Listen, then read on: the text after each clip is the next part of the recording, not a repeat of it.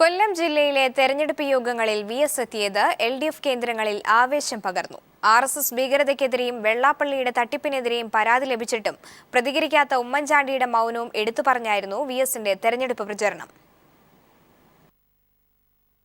BJP, എസ്.എൻ.ഡി.പി കൂട്ടുകെട്ട് അവർക്ക് നഷ്ടം മാത്രമാണ് ഉണ്ടാക്കിയതെന്ന് ചൂണ്ടിക്കാട്ടിയായിരുന്നു വി.എസ്. അച്യുതാനന്ദൻ ഓരോ പ്രചരണ യോഗങ്ങളിലും പ്രസംഗിച്ചത്.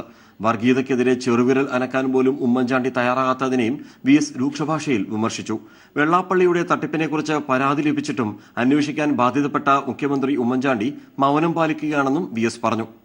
ആർ.എസ്.എസിനോടുള്ള മിസ്റ്റർ ഉമ്മൻചാണ്ടിയുടെ ദാസ്യവൃത്തി അതേ കൂടി കേരളത്തിലെ ജനങ്ങളെല്ലാം തന്നെ മനസ്സിലാക്കിക്കേ.